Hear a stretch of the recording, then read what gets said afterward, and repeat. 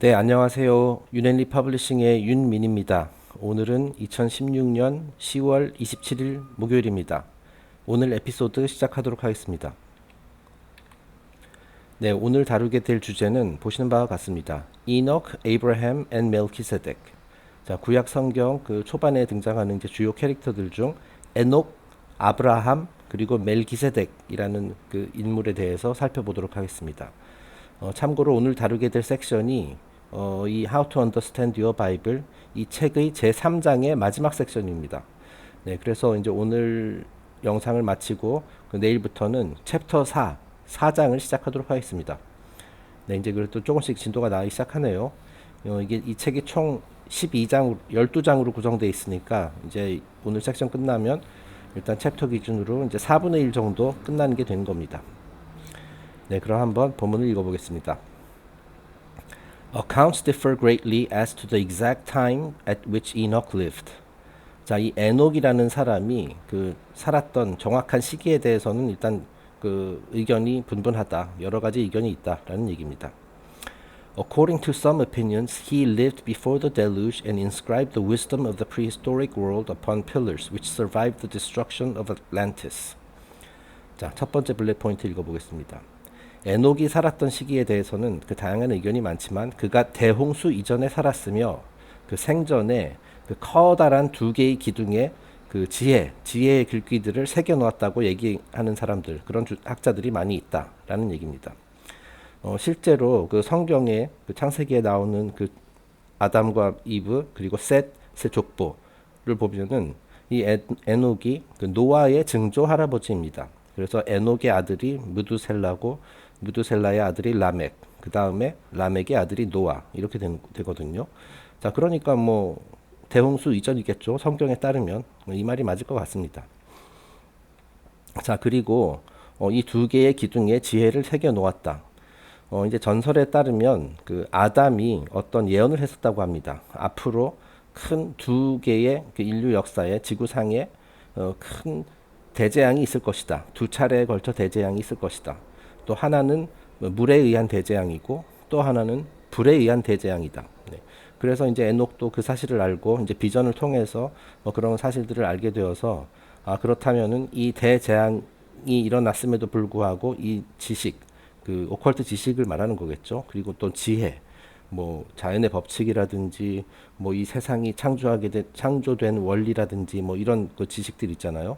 자, 그런 것들을 일단 영구적으로 보존할 수 있도록 그 두 개의 기둥에다가 이걸 적어놨었다. 뭐 그런 그 전설이 있어요. 네. 그래서 심지어 아틀란티스 대륙이 침몰한 이후에도 그 기둥은 살아남았다. 뭐 이렇게 이제 맨리 표시가 얘기를 하거든요. 자, 그러니까 이 기둥, 그 에녹이 세웠다는 이 두 개의 기둥이 뭐 아틀란티스와도 연관이 있나 봅니다.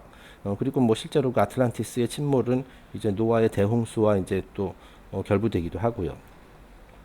실제로 이제 그리스 철학자 솔론도 그런 말을 했었거든요. 한번 읽어보겠습니다. The Greek philosopher Solon, visiting Egypt in the 6th century before Christ, claimed to have seen and examined these pillars in a subterranean temple upon the banks of the Nile.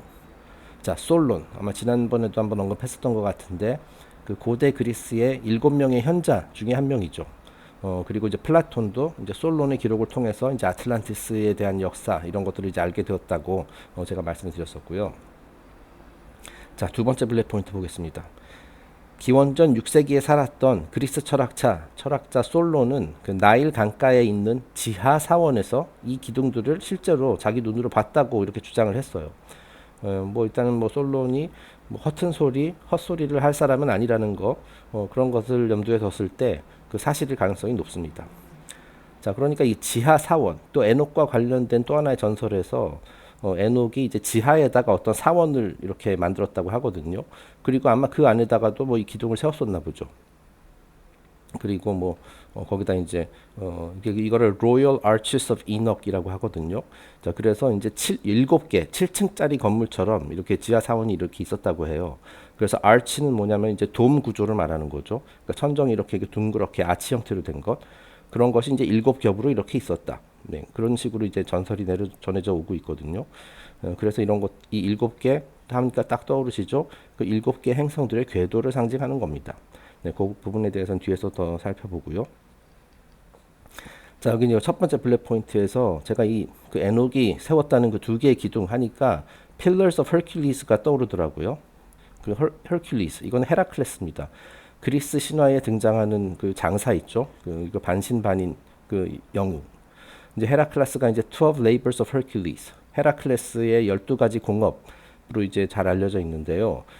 이게 12가지 이제 굉장히 보통 사람으로서는 해내기 힘든 그런 불가능한 그런 임무들을 이제 완수를 했는데 그 중에 아마 10번째 거였던가 그것을 하기 위해서 뭔가를 이제 구하러 아주 먼 곳으로 이제 가야 하는 곳인데 이제 헤라클레스가 이제 그 10번째 모험 공업을 이제 완수하기 위해서 이렇게 갔어요.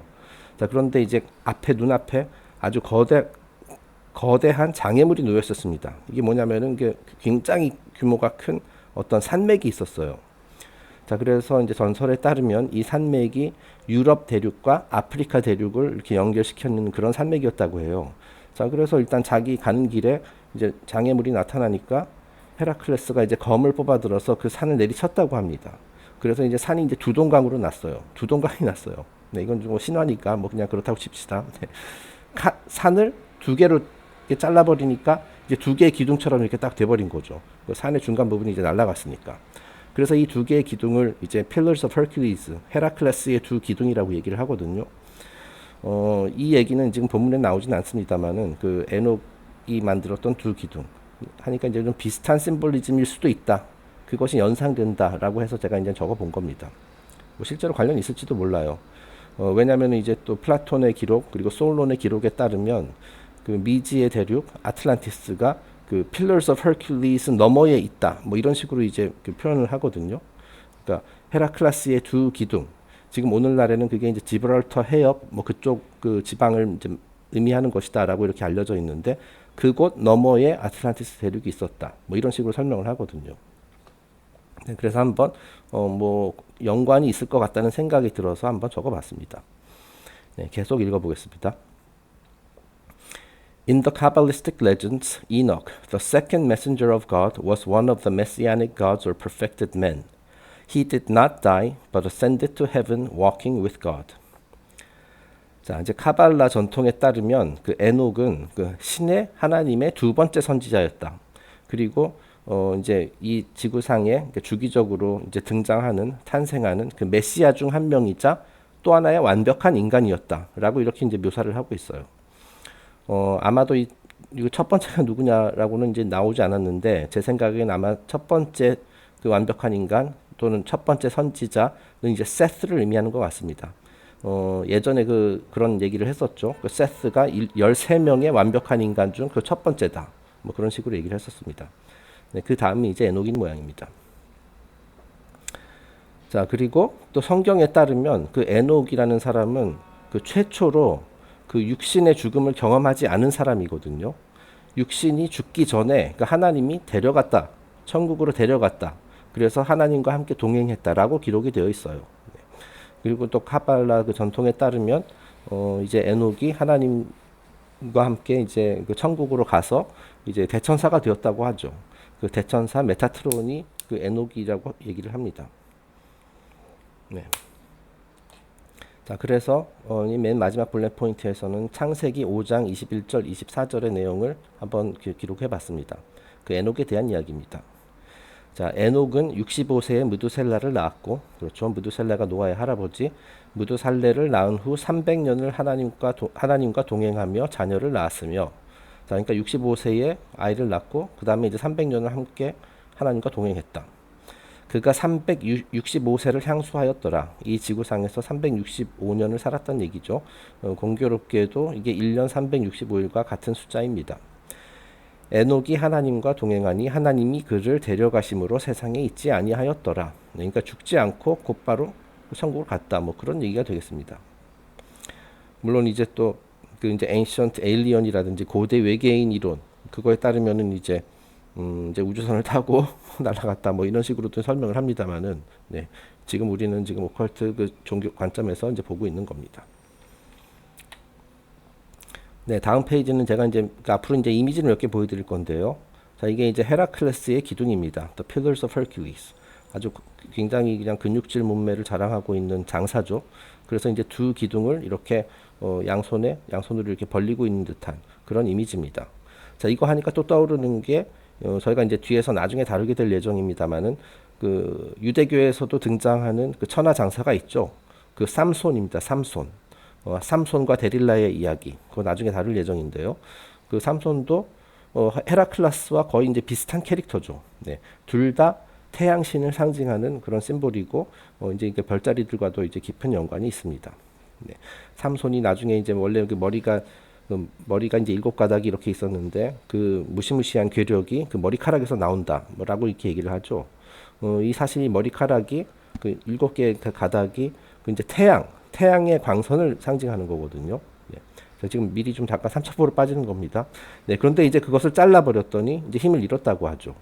자, 그러니까 뭐냐면은 이제 그 우리 여름에 이제 태양이 굉장히 강하잖아요. 태양이 막강한 힘을 자랑하는 이게 그 시기가 바로 여름이 되죠. 그래서 이제 광선이 막 확 나갑니다. 자, 하지만 이제 여름이 끝나고 이제 가을로 접어들면서 이제 태양이 약해지죠. 네. 그래서 광선이 잘린 거죠. 잘려 나간 거죠. 삼손의 머리카락이 잘려 나가듯이. 뭐 하여튼 그런 식으로 이제 점성학과도 이제 깊은 연관이 있는 캐릭터고 그 태양 심볼입니다. 자, 밑에 있는 글귀는 제가 이제 그 위키피디아에서 이제 발췌한 것인데요. 한번 읽어보겠습니다. According to Plato's account, the lost realm of Atlantis was situated beyond the Pillars of Hercules, in effect placing it in the realm of the unknown. 자, 이제 플라톤의 기록에 따르면 그 잊혀진 대륙 아틀란티스가 어디에 위치했었냐면은 Pillars of Hercules 너머에 있었다. 헤라클레스의 두 기둥 그 맞은편에 있었다라고 얘기를 하는 거죠. 자, 그래서 이것이 상징적으로 무엇을 의미하냐면은 그 미지의 영역이다. 미지의 아직도 신비 미스터리에 둘러싸여 있는 그런 대륙이다라는 그런 얘기가 되겠죠. 다음 페이지는 지금 제가 괄호 안에서 썼지만은 그 맨니 아저씨의 그 책에서 나온 내용이 아니라 제가 이 부분을 조금 더 자세히 설명하기 위해서 인터넷에서 이제 구한 그 텍스트입니다. 그 이제 이 에녹이 세웠다는 그 두 개의 기둥에 대해서 조금 더 구체적으로 설명을 하고 있거든요. 이걸 다 읽어야 되나? 그냥 빨리 읽어보겠습니다. 제가 이거는 아주 자세히는 안 했고요. The legend then goes on to inform us that after Enoch had completed the underground temple, 자, 여기 나오죠. 에녹이 그 지하 사원을 이제 다 지은 후에 he feared that all the knowledge of the arts and sciences that he had cultivated with so much care would be lost. 자, 그가 오랫동안 살아오면서 이제 습득한 여러 가지 지식, 그 뭐 오컬트 지식이라든지 뭐 이제 여기 arts and sciences 뭐 과학에 대한 뭐 그런 원리, 뭐 자연의 법칙, 자, 이런 것들이 혹시라도 그 영구적으로 소멸될까봐 그런 걱정을 했었다라고 얘기를 하는 거죠. Lost in the general destruction that he knew he would come. 자, 그러니까 저기서 lost in the general destruction that he knew would come. 자, 이제 아담이 예언을 했었다고 그랬었죠. 그 에녹의 조상이라 할 수 있는 아담이 앞으로 두 차례의 엄청난 재앙이 있을 것이다. 불에 의한 재앙, 그리고 물에 의한 재앙. 자, 그거를 통해서 이런 지식이 잊혀지게 될까봐 이제 걱정을 했다는 얘기예요. For he had received a prophetic vision showing him in the end of all. 네, 세상이 이렇게 완전 거의 뭐 종말과 같은 그런 사태가 벌어지게 될 거라는 그런 비전도 보았다라는 거죠. 그래서 it says that Enoch constructed two pillars, one of marble to withstand the influence of fire, and the other made of brass to resist the action of water.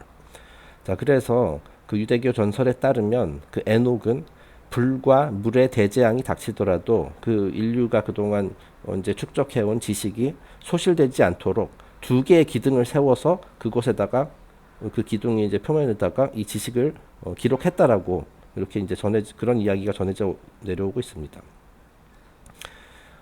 그래서 이제 왜 두 개의 기둥을 했느냐? 이제 여기 보면은 하나는 brass, 그 그 쇳덩어리죠. 그러니까 동으로 만든 기둥이고, 그 또 하나는 marble.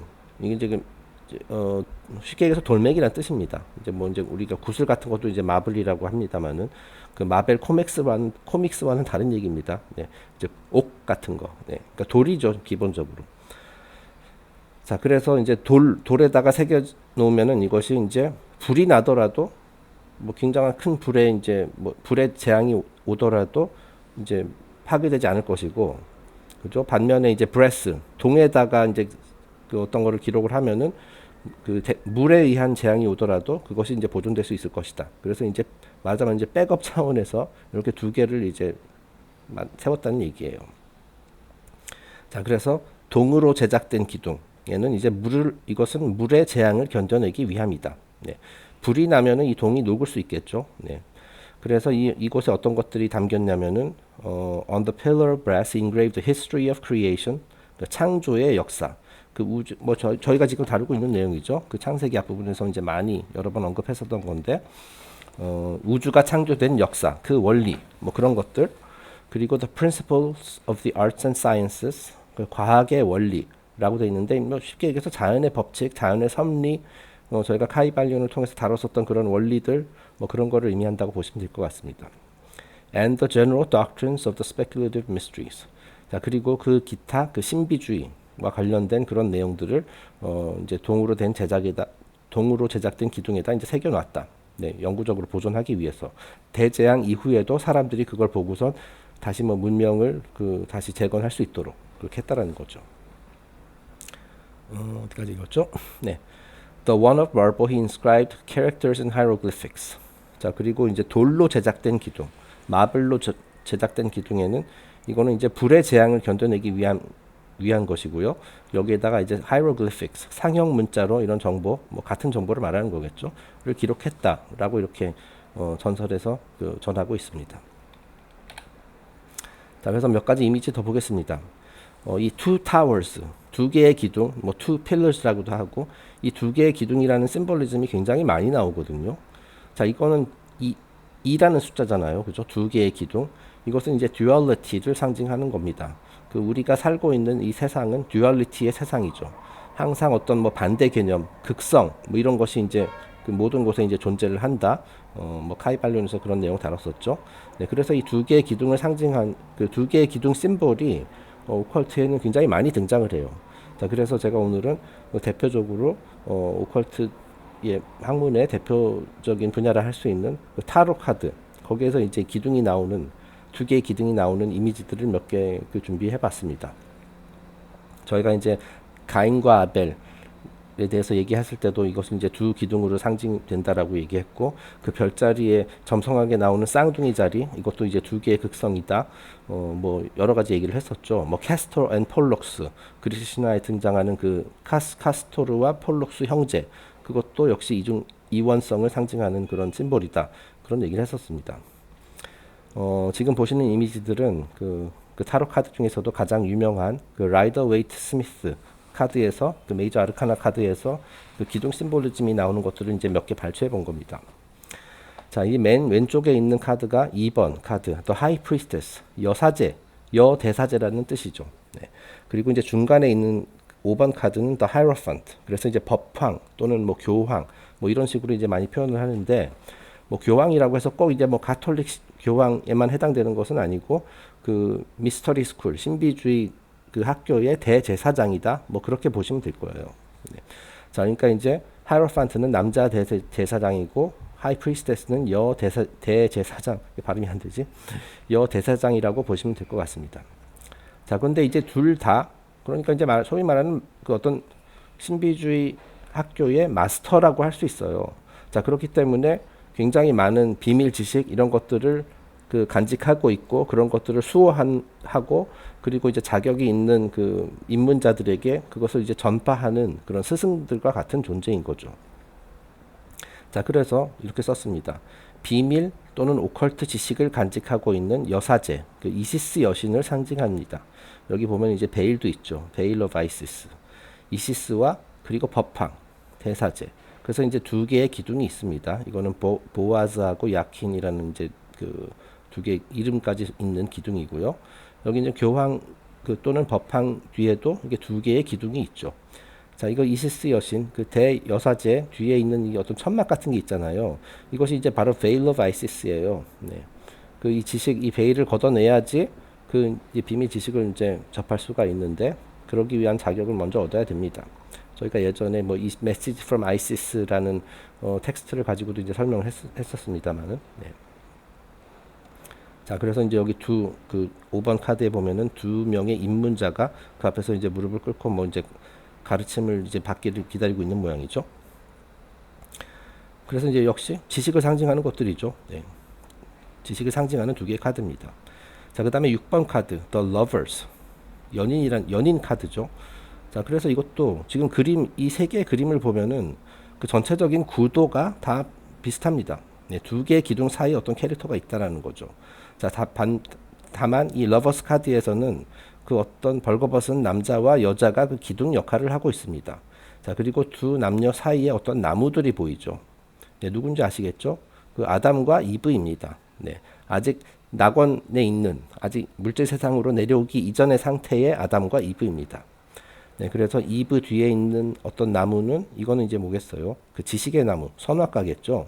네, 그래서 이제 뱀도 보입니다. 이제 사마엘. 그리고 이제 오른쪽 아담 뒤에는 생명의 나무가 있습니다. 네, 그리고 그 위에 어떤 천사가 있네요. 이 천사가 이들에게 뭐 카발라를 뭐 전수하고 있는지도 모르겠습니다. 그 카발라를 아담에게 전수했다는 그 대천사가 라지엘인가 그렇죠? 네. 몇 개 이미지 더 보겠습니다. 네. 자, 맨 왼쪽에 있는 것은 이것도 역시 라이더 웨이트 스미스 타로에서 나온 이미지들이고요. 그 7번 카드, The Chariot. 체리엇은 이제 전차라는 거죠. 자, 그래서 이제 이 전차를 두 명의 정체불명의 어떤 동물이 그 스핑크스처럼 생겼죠. 아마도 스핑크스라고 보면 될 것 같습니다. 역시 이원성을 상징하죠.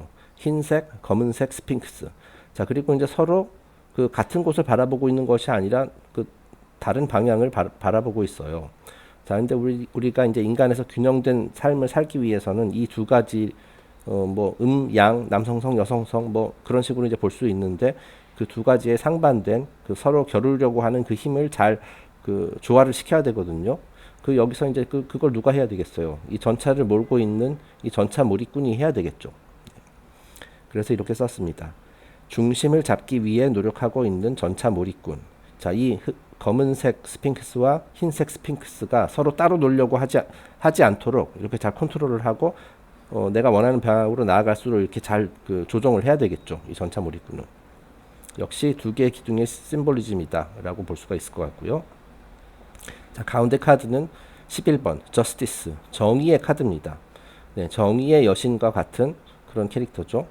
그 공정하게 자연의 법을 집행하고 있는 판사라는 얘기입니다.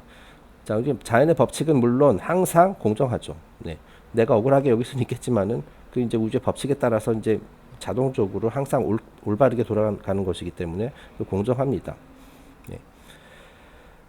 그래서 이제 뭐 왼손에는 이 저울을 들고 있고 오른손에는 이제 검을 들고 있습니다. 역시 그 인간도 그 자연의 우주의 이러한 모습을 본받아서 그 이제 어느 한쪽으로 치우치지 않고 항상 그 법을 따라서 이제 공정하게 이런 판결을 해야 될 텐데 말이죠. 네. 그걸 잘 못하고 있죠. 네.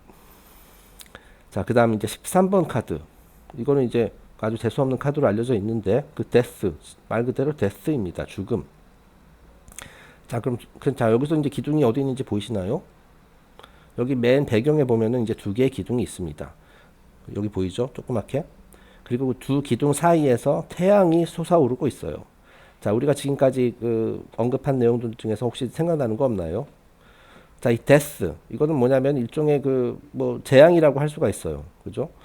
이 이미지를 보면은 마치 무슨 그 뭐 중세 시대의 그 패스트처럼 이렇게 이제 수많은 사람들을 이제 죽음으로 몰고 갔었던 그런 대재앙을 연상시키기는 하는데, 자, 어쨌든 데스, 이 죽음이라는 것은 항상 이렇게 나쁜 뜻이 아닙니다. 그 죽음 이후에는 반드시 새로운 탄생이 있기 때문이에요. 그 새로운 시대의 출범이다. 뭐 그런 좋은 의미를 가진 카드로서도 많이 해석이 됩니다. 그래서 그 이미지는 막 해골바가지 나오고 좀 재수 없지만 보통 이 데스 카드가 나오면은 뭐 타로 점을 볼 때도 지금 내가 지금까지 경험하고 있는 어떤 일들이 드디어 끝나고 이제 새로운 시작을 하게 된다. 뭐 그런 의미로 이제 많이 해석이 되거든요. 자, 그래서 이렇게 썼습니다. 죽음 이후, 그 죽음의 과정을 거친 이후. 이게 꼭 신체의 죽음을 의미하는 것은 아니에요. 아주 드물게 그런 것을 의미할 수도 있지만은 어떤 상황의 종료, 죽음, 대재앙, 모든 것을 다 쓸어버린, 과거의 것들을 다 쓸어버린 이후에 두 기둥 사이에서 새롭게 떠오르고 있는 태양, 그 새로운 시대의 출범을 알리는 거죠. 지난 시간에 얘기했었던 그 하포크라테스, 이제 아기 호루스 있죠. 아기 호루스가 뭐예요? 갓 태어난 그 태양이라고 말씀드렸었잖아요. 자, 그리고 이제 호루스는 지는 해가 아니라 그 중천에 떠 있는 해도 아니고 새롭게 떠오르는 태양이다. 네, 그래서 이제 말 구세주라고 할 수도 있다. 뭐 이런 식으로 설명드렸었습니다. 자, 그래서 그런 비유도 했었죠. 그 노아의 방주에서 아기가 태어났다. 그 방주에서 태어난 아기는 아기 예수와 같은 심볼리즘이다. 뭐 그런 얘기를 드렸었습니다. 그래서 두 기둥 사이에서 떠오르고 있는 태양은 다시 말해 방주에서 태어난 아기 또는 아기 예수를 상징한다고 볼 수도 있을 것 같습니다. 이런 식으로 기둥 심볼리즘 굉장히 많이 나와요. 그 또 세 개, 또 세 장의 카드가 있습니다. 역시 라이더 웨이트 스미스 타로에서 나온 건데 그 맨 왼쪽에 있는 것은 어떤 천사죠. 천사, 날개가 있으니까 천사겠죠. 네. 천사가 양손에 어떤 두 컵을 들고 뭔가 이제 물 같은 거를 이렇게 이제 섞고 있어요. 네. 일종의 이건 연금술의 심볼입니다. 그 연금술 하면 우리가 떠오르는 게 뭐예요? 어떤 어두운 그 연구실에서 어떤 그 수염난 노인이 여러 가지 이제 화학 도구를 가지고 이게 막 실험을 하잖아요. 자, 그 모습을 연상시킵니다. 자, 그런데 지금 하는 게 제가 이제 어떻게 썼냐면 음과 양을 조화시키고 있는 천사의 모습이에요. 자, 그래서 한쪽 발은 이제 물에 이제 잠겨 있고 한쪽 발은 이제 땅 위에 있죠. 자, 이거 두 가지를 이렇게 조화시킨다. 뭐 그런 의미가 되겠어요. 네, 그러니까 이것도 두 개의 두 극성을 이렇게 조화시켜서 이제 균형을 찾는다. 뭐 그런 의미가 담겨져 있는 카드라 할 수 있겠죠. 자, 가운데 카드 역시 좀 재수 없죠. 15번 카드 The Devil입니다. 악마. 네. 자, 근데 이제 악마라는 것은 그 물질 세상의 왕이죠. 네. 그래서 어떤 겁니까? 이게 러버스 카드랑 비슷해요. 그 전전 페이지에서 봤었던 러버스 카드. 자, 이거는 아직 에덴 동산의 낙원에 있는 아담과 이브죠. 네. 그래서 굉장히 햇빛도 이렇게 밝게 빛나고 이제 천사가 이들에게 이제 뭐 세상의 뭐 우주의 비밀 같은 걸 이렇게 전수하고 있고 이런 모습인데, 자, 이거는 뭐냐면은 테레스트리얼 애덤이죠. 그 아담 낙원에 있었던 당시의 아담이 아니라 이제 몸을 갖게 된 물질적인 존재로서 이제 태어나게 된 아담과 이브를 상징하는 겁니다. 자, 그런데 아쉽게도 지금 물질 세상의 왕에게 이제 노예로 잡혀 있는 것이죠. 네. 물질의 노예가 되었다라는 뜻입니다. 자, 그리고 더 이상 밟지 않고 이제 어두컴컴하죠. 네. 그래서 물질의 노예가 된 아담과 이브라고 적었습니다. 자, 그 다음에 이제 17번 카드입니다. 더 스타. 제가 개인적으로 좋아하는 카드인데요.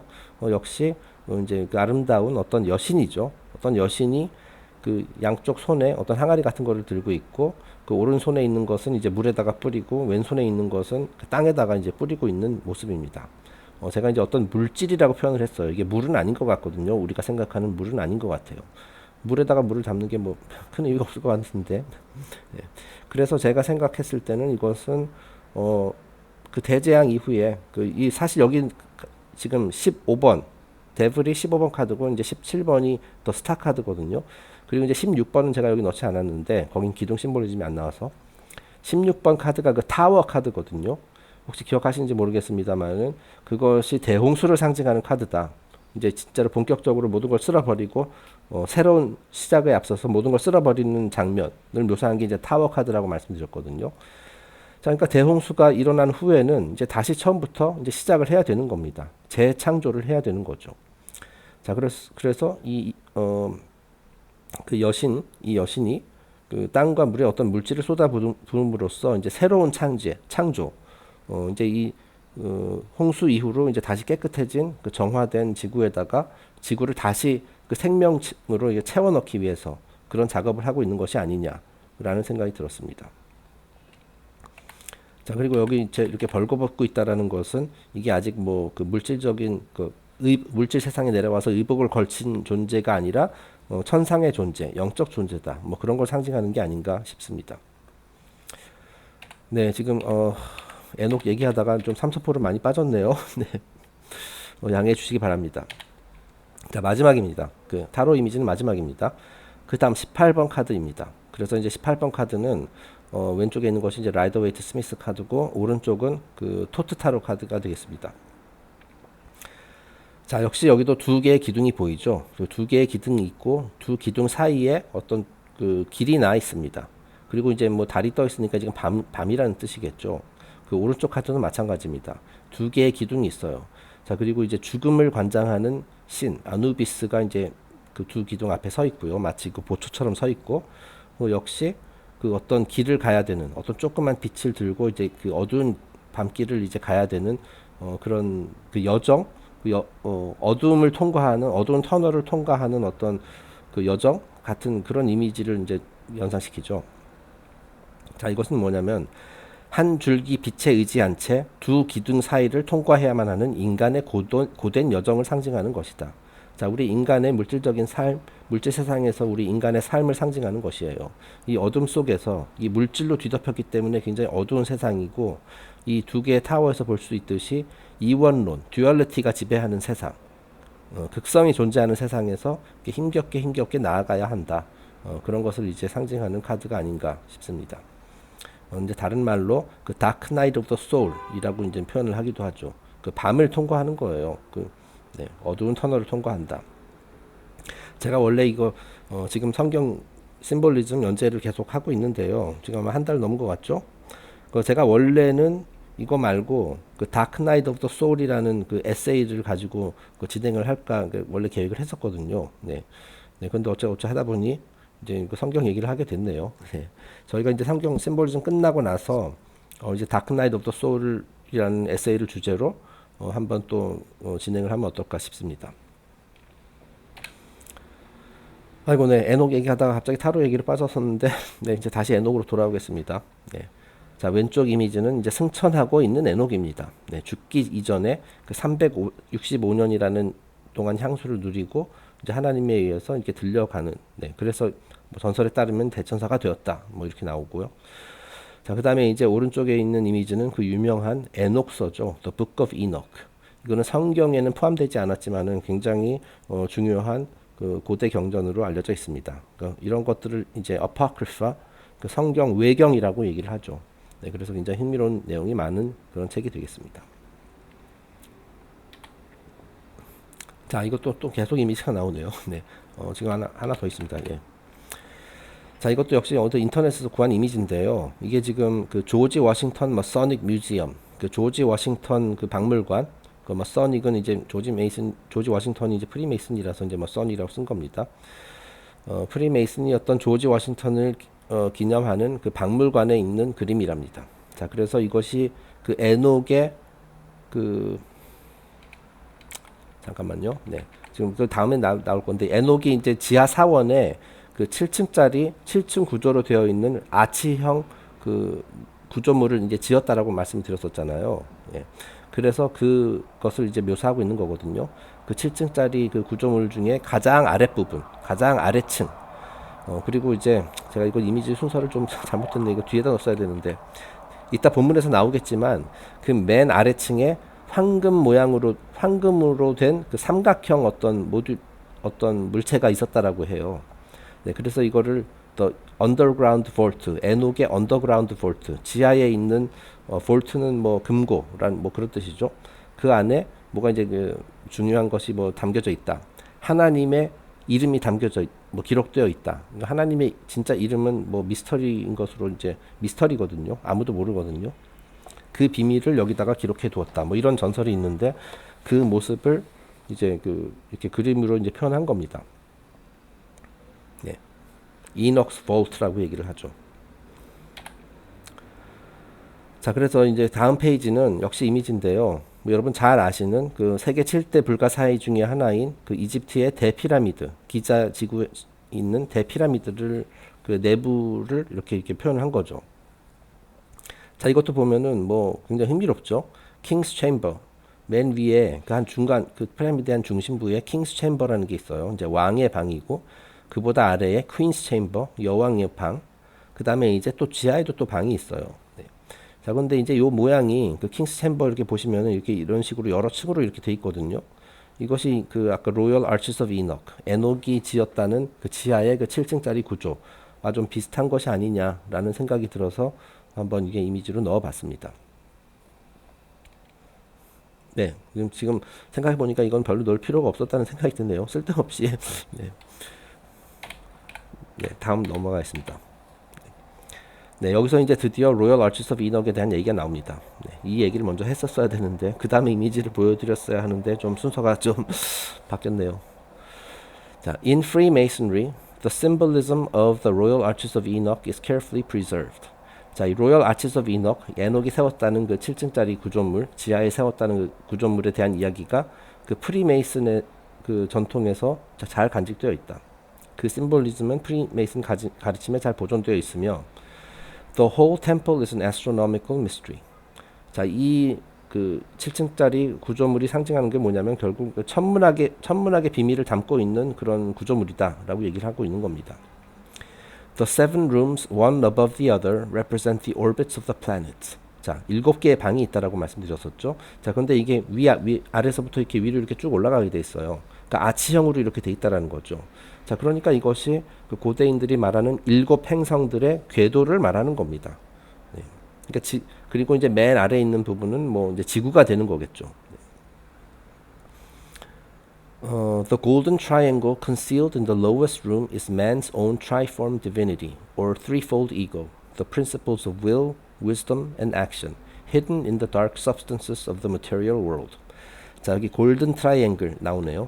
그 전 페이지 보면은 여기 지금 이 상자 안에 그 7층 구조의 맨 아래층, 맨 아래에 있는 방에 그 황금으로 된 어떤 삼각형이 있다라고 말씀드렸었잖아요. 이게 정체는 뭔지 모르겠습니다만은 매니피오 씨에 따르면 이 맨 아래 방에 있는 황금 삼각형은 인간의 삼위일체, 신성을 상징하는 것이다. 네. 어두운 물질 세상에 파묻혀 숨겨져 있는 인간 에고의 삼위일체를 의미한다. 그러니까 그 땅 속에 있다라는 것, 이것은 땅 속에 묻혀 있다라는 것. 이건 뭐냐면 그 인간의 영혼, 혼이 이 물질 세상에 이제 가려져 가지고 이렇게 묻혀 있는 것이나 다름없다. 그래서 이제 뭐 플라톤이 이걸 관우를 비유했고 가려져 있다. 그런 것을 이제 상징하는 거거든요. 땅 속에 있다라는 것은 항상 이런 물질에 파묻혀 있다라는 걸 의미합니다. 자, 그런데 그래서 계속 그 땅 속 그 물질을 다 걷어내고 그 파고 들어가다 보면은 그 안에 무엇이 있냐면은 인간의 삼위일체, 인간의 신성, 그걸 상징하는 것이 있다라는 거예요. 그 삼위일체가 무엇이냐? 매니피오시에 따르면 바로 의지, 지혜, 그리고 행동이라는 겁니다. 자, 이것이 우리의 의식을 구성하는 삼위일체라고 할 수 있어요. 네. By one interpretation, Enoch is the human spirit itself, the builder of the seven bodies or arches. For the spiritual part of man is the only part which walks with God and does not know death. 자, 그리고 그 7개의 방을 지은 에녹은 그 인간의 스피리트, 영을 상징하는 것이다. 자, 그러니까 에녹이라는 그 캐릭터는 우리의 영혼이에요. 그거를 이제 상징하는 심볼이다라고 볼 수가 있어요. 자, 그런데 이제 에녹이 7개의 방을 지었다라는 것, 그것은 뭐냐면 이제 물질, 우리 모두가 이제 7개의 몸, 여러 개 이제 맨 아래에 피지컬, 우리에게 익숙한, 우리가 만질 수 있는 우리 육신이 있고요. 그걸 피지컬 바디인 거죠. 그 위에 여러 개의 겹이 또 있다고 말씀드렸잖아요. 슈퍼 피지컬. 그것이 이제 또 6개가 있거든요. 그렇게 다 해서 이제 총 7개의 몸을 가지고 있거든요. 눈에 보이는 것은 이제 하나밖에 없지만 그 우리 몸 주변에도 이제 아우라가 이제 여러 겹으로 있다라고 했었잖아요. 그 인간의 몸을 상징하는 것이기도 해요. 이 로열 아치라는 것이. 에녹이 지었다는 지하에 지었다는 로열 아치라는 것이. 물질 세상에 이제 파묻혀 있는 인간의 그 7개의 몸, 그걸 상징하는 것이다라는 얘기죠. 그리고 이제 그 본질, 우리 우리 인간이라는 존재의 본질은 그 스피리트잖아요. 그것이 곧 에녹이다. 네, 뭐 이렇게 그런 식으로 이제 해석을 할 수 있습니다. 자, 그리고 에녹은 이제 죽지 않았다라고 얘기하잖아요. 자, 그것이 무슨 뜻이냐면은 자, 인간의 영적 속성은 결코 죽지 않기 때문에 에녹처럼 하나님과 동행할 수 있는 것이다. 네, 우리의 육신은 죽게 되지만 우리의 육신이 죽더라도 우리의 스피릿은 안 죽잖아요. 그죠? 그렇기 때문에 영원히 죽지 않습니다. 그래서 에녹처럼 죽지 않고 하나님과 동행할 수 있다. 인간은 영적 존재다. 에녹은 우리의 스피릿을 상징하는 것이다. 네, 그거를 이제 말하고 있는 겁니다. 자, 그래서 이제 에녹에 대한 얘기를 간단히 했고요. 그 다음엔 이제 아브라함과 멜기세덱에 대한 이야기입니다. 네, 멜기세덱 역시 에녹만큼이나 굉장히 신비스러운 존재죠. 네. 자, Abraham means a Brahman, and seems to refer to an importation of Oriental philosophy at some remote time in the history of the Jews. 자, 이 성경에 나오는 그 아브라함이라는 그 캐릭터, 이제 족장이죠. 그래서 이제 아브라함에서 이제 뭐 유대교도 나오고 이슬람도 나오고 그랬던 거죠. 자, 그런데 맨리 표시에 따르면 아브라함이라는 말 자체는 브라만이라는 뜻이다. 브라만. 자, 이제 브라만 하니까 이제 왠지 인도, 힌두교 이런 쪽이 생각나죠. 그 인도의 그 창조신도, 그 힌두교의 창조신도 이제 브라마였고요. 자, 브라만이 그 네이버에 따르면 이렇게 정의되어 있습니다. 인도의 바르나 제도에서 최고위의 사제 계급, 네, 사제라는 뜻이에요. 그 대제사장 같은 그런 그 위치에 있는 사람을 이제 브라만이라고 부릅니다. 자, 그래서 아브라함은 브라만, 즉 한 명의 브라만이다. 그것을 이제 의미하며 그 유대인들의 전통, 다시 말해서 유태교 그 사상 자체가 동양에서 비롯되었음을 시사하고 있는 것이 대목이다. 네, 동양, 그 고대 동양, 그건 이제 결국 힌두교 말하는 거겠죠. Abraham comes into the presence of Melchizedek, and at their first meeting is the first record of the ceremony of the Eucharist. 자, 성경에 보면 이제 아브라함과 그 신비에 둘러싸인 또 대사제 멜기세덱이 만나는 그런 장면이 나오거든요. 뒤에서 이제 관련 구절을 이제 보여드리겠습니다. 자, 그런데 이 자리에서 이제 멜기세덱이 아브라함에게 이제 축복을 내려주면서 이제 떡과 포도주를 이제 건네는 그런 장면이 나와요. 자, 이 떡과 포도주, 뭐 이제 기독교나 뭐 이런 그 주데오 가톨릭 이런 데서 떡과 포도주가 상징하는 것은 예수님의 뭐 살과 피다, 뭐 이런 식으로 그 얘기를 하죠. 그래서 그것을 이제 성체성사, 유카리스트라고 하죠. 자, 그러니까 역사에 기록된 최초의 성체성사라고 할 수 있습니다. 그 멜기세덱과 아브라함의 만남. 자, 그래서 세 번째 블랙 포인트. 아브라함과 멜기세덱이 만난 순간에 최초의 성체성사가 이루어졌다.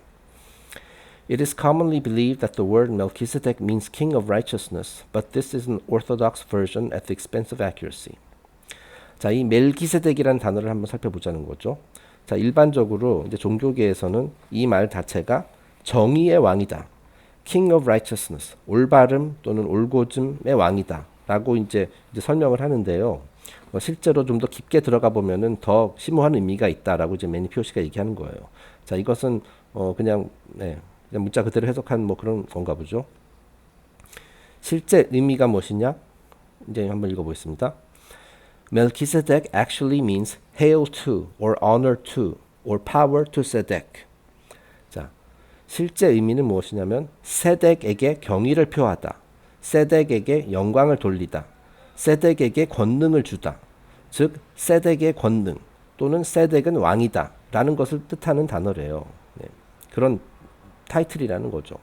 자, 그러니까 멜기세덱이 사람 이름이라기보다도 세덱이 이제 사람 이름인 거고요. 그 사람에게 뭐 영광을 돌리고 경의를 표하고 뭐 권능을 주다, 뭐 그런 뜻이라는 겁니다. Therefore, the name can be freely translated the authority of Sedek, 세덱의 권능, or Sedek is king, 세덱이 곧 왕이다. Melchizedek, prince of Salem, really means then Sedek is king of Islam. 자, 그러니까 제가 이거 블랙포인트 좀 잘못 썼네요. 그 성경에서는 그 살렘의 왕 멜기세덱 이렇게 이제 표현을 하거든요. 자, 이것이 무엇이냐면은 세덱은 살렘의 왕이다. 네, 그렇게 하는 것이 보다 더 정확한 표현이라는 그 해석이라는 얘기입니다. 네, 그래서 다음 페이지 한번 이미지를 보시겠습니다. 이건 이제 어떤 유명한 그림이고 저희 유넬리 퍼블리싱에서 올해 초에 출판한 책에도 아마 이 이미지가 삽입됐던 걸로 기억을 합니다.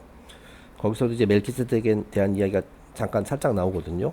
자, 그래서 이 왼쪽에 있는 이 사제복을 입은 사람이 이제 멜키세덱이고요. 오른쪽에 어떤 갑옷 비슷한 거를 입고 있는 사람이 이제 아브라함입니다. 그래서 이제 멜키세덱이 손에 뭐 어떤 포도주가 들어간 것 같은 어떤 병하고 왼손에 어떤 떡을 이제 이렇게 전하는 장면이 나오죠. 그 당시 이제 아브라함은 이제 정복 군주였거든요. 네.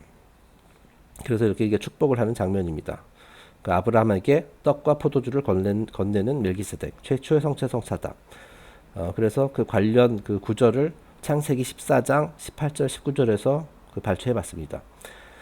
자, 살렘 왕 멜기세덱이 떡과 포도주를 가지고 나왔으니 그는 지극히 높으신 하나님의 제사장이었더라. 자, 그러니까 멜기세덱이 지극히 높으신 하나님의 제사장이라는 얘기죠. 네. 그가 아브라함에게 축복하여 가로되 천지의 주제시오 지극히 높으신 하나님이여 아브라함에게 복을 주옵소서. 그러니까 다시 말해 아브라함에게 축복을 하나님이 대신해서 하나님의 이름으로 축복을 하고 있는 겁니다. 축복을 내려주고 있는 그 장면이 되겠습니다. 그래서 이제 또 멜기세덱의 그 정체에 대해서 조금 더 계속 읽어보도록 하겠습니다. 이제 심볼리즘 오컬트에서는 이 캐릭터, 이 신비의 캐릭터를 어떻게 해석하고 있는지를 다루는 내용입니다. The word Sedek is Egyptian. Sedek was the father of the artificer gods of Egypt. The seven gods called the Kabiri are the children of Sedek. 자, 그래서 이제 성경에서 벗어나서 이제 또 이집트 전통으로 넘어갔네요. 그죠? 자, 세덱이 이집트 신화에도 등장을 하거든요. 이 세덱이 누구냐면은 그 세상을 조각하는 아티피서 신들의 아버지다. 자, 이집트에서는 이 창조론을 어떻게 설명하냐면은 그 7명의 아티피서, 그 조각가들이 있다라고 해요. 그래서 이 조각가들이 이제 망치와 끌을 이용해가지고 이렇게 세상을 또 쾅쾅쾅쾅 하면서 그 창조했다라고 되거든요. 라고 이제 얘기를 하거든요. 그러니까 이게 결국 7 엘로힘에 해당되는 거죠. 자, 그런데 이 세덱은 그 이집트 신화에서 이 7 아티피서 신들의 아버지예요. 네. 자, 그리고 이제 세모스레이스에서는 이 7 신들을 캐비리라고 부릅니다. 역시 7명의 신들이에요. 그래서 the seven Kabiri of Samothrace 뭐 이런 식으로 이제 표현을 하죠. Melchizedek therefore is the father of the planets, or astronomically the sun. 자, 따라서 그 이제 천문학적 관점에서 봤을 때 이 멜기세덱이 상징하는 것이 무엇이냐면은 그 7 행성들의 아버지다.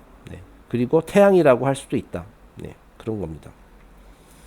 물론 이제 그 태양도 이게 7 행성 중에 이제 하나로 치지만 그 이제 중심이거든요. 네.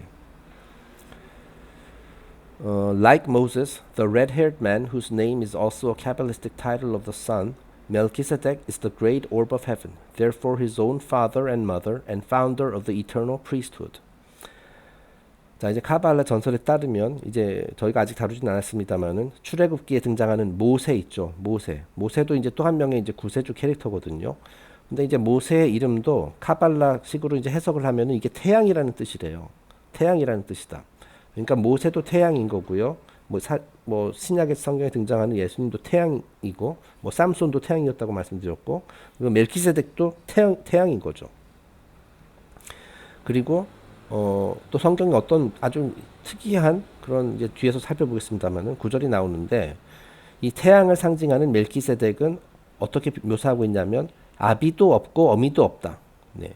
아버지도 없고 어미도 없어요. 처음도 시작도 없고 끝도 없다. 뭐 이런 식으로 이제 표현이 돼 있거든요. 네. 굉장히 신비스럽죠. 그리고 그래서 이제 맨니 아저씨는 이것을 therefore his own father and mother. 자, 멜기세덱이 아버지와 어머니, 아비와 어미가 바로 자기 자신이다라는 굉장히 수수께끼 같은 말을 하거든요. 네. 그래서 이거는 이제 저희가 그 올해 초에 발표했었던 그 책에서도 저희가 이제 그 주석 비슷하게 해가지고 달았었는데 이제 이게 헤르메틱 철학과도 이제 관련이 있습니다. 그 아버지, 어머니 이게 아빠와 엄마거든요. 그 그러니까 여성성과 남성성, 양과 자, 이런 것들을 완벽하게 조화시킨 사람이 다시 말해 그 영적 연금술을 완성시킨 사람의 상징이 멜기세덱이거든요. 헤르메스 철학에서는 그렇게 얘기를 하거든요. 네. 자, 그러니까 이제 완벽한 인간이라는 뜻입니다. 또 하나의 퍼펙트 맨입니다. 멜기세덱이. 그리고 영원한 사제단의 창시자이기도 하다라고 얘기를 합니다. 자, 그래서 어디까지 했죠? 네, 여기서부터 또 읽겠습니다. Later, Christ is called the light that lights every man that comes into the world. 이제 신약 성경에서 이제 그 멜기세덱과 이제 예수님을 이렇게 비교하는 그 예수님을 멜기세덱의 그 사제다라고 이렇게 비교하는 그런 대목도 나오거든요. 자, 그리고 이제 또한 그 예수님, 그 신약 성경의 구세주잖아요. 그 빛이죠. 그 이 세상 light that lights every man that comes into the world. 이 세상에 태어나는 모든 인간에게 빛을 비춰주는 존재다라고 이렇게 또 표현을 해요. 이 부분은 제가 이제 구절 찾아서 넣으려고 했는데 제가 깜빡했네요. 네. 자, 그러니까 이 세상 모든 존재에게 빛을 이렇게 비추는 존재가 뭐겠어요? 이게 태양이에요, 태양. 네. 그 실제로 그 물리적인 태양을 말하는 것이 아닙니다. 우리 태양계 우리 매일 낮마다 볼 수 있는 그 태양 그것이 이제 구세주라는 얘기가 아니라 그 구세주의 심볼인 거죠. 빛의 근원의 심볼인 거죠. 자, 그래서 모세도 그런 캐릭터고 멜기세덱, 예수님 다 그런 심볼이라는 얘기입니다. 그거는 이제 오해 없으셨으면 해요.